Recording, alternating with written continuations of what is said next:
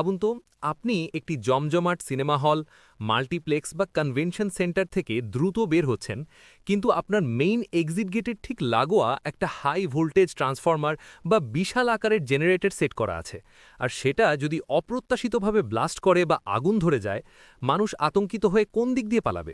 একটা মাত্র গেট, যা মুহূর্তে অগ্নি বা বিস্ফোরণের মুখে বন্ধ বা ব্যবহার অযোগ্য হয়ে যেতে পারে। জাতীয় বিল্ডিং কোড বিএনবিসি এর কড়া নির্দেশিকা।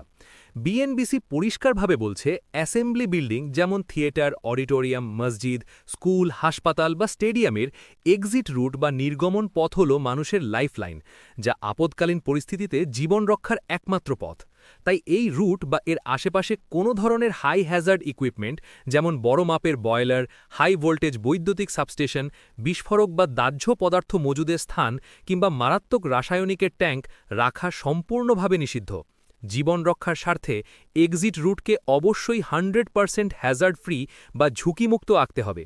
এর অর্থ হল, শুধুমাত্র সরঞ্জাম স্থাপন নিষিদ্ধ নয়, বরং এই সরঞ্জাম থেকে নির্গত ধোঁয়া, গ্যাস বা বিস্ফোরণের আঘাত যেন কোনোভাবেই এক্সিট রুট বা সংলগ্ন করিডরকে প্রভাবিত না করে।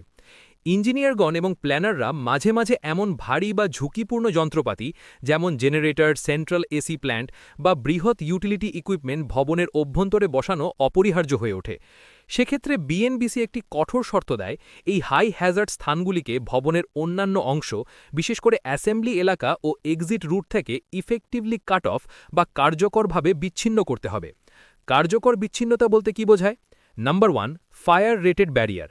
ভবনের ধরাবাঁধার ডিজাইন শর্তগুলি নির্ধারিত হয় এবং এই অংশ নিশ্চিত করে যে ভবনের মূল কাঠামো বা জনগণের চলাচলের পথে কোনোভাবেই আগুন, তাপ বা ধোঁয়া ছড়িয়ে পড়তে পারবে না।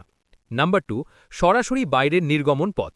যদি মেশিনের নিজস্ব কোনো দরজা বা প্রবেশপথ রাখার প্রয়োজন হয়, তবে সেই পথটি যেন সরাসরি এক্সিট রুট বা করিডরে না খুলে বরং ভবনের বাইরের দিকে খোলা আকাশের নিচে খোলে। কোনো অবস্থাতেই এক্সিট করিডরের দিকে বিপজ্জনক যন্ত্রপাতির রুমের দরজা রাখা যাবে না। নাম্বার 3, সঠিক ভেন্টিলেশন ও ধোঁয়া নিষ্কাশন। অবশ্যই রুমের ভেন্টিলেশন বা চিমনির মুখ সোজা বাইরের আকাশের দিকে স্থাপন করতে হবে। যে কোনো দুর্ঘটনাজনিত ধোঁয়া, গরম গ্যাস বা টক্সিক পদার্থ যেন কোনোভাবেই ভবনের করিডরে, সিঁড়িতে বা অ্যাসেম্বলি স্পেসে প্রবেশ না করে, বরং দ্রুত এবং সরাসরি বাইরে চলে যায়। ভেতরের বাতাসকে শুধুমাত্র এক্সিট রুট সংলগ্ন এলাকা থেকে দূরে রেখে সম্পূর্ণভাবে বাইরের দিকে ডাম্প করার ব্যবস্থা করতে হবে। এই ব্যবস্থা নিশ্চিত করে যে জরুরি অবস্থায় ধোঁয়া বা বিষাক্ত গ্যাস যেন মানুষের পলায়ন পথকে বাধাগ্রস্ত না করে।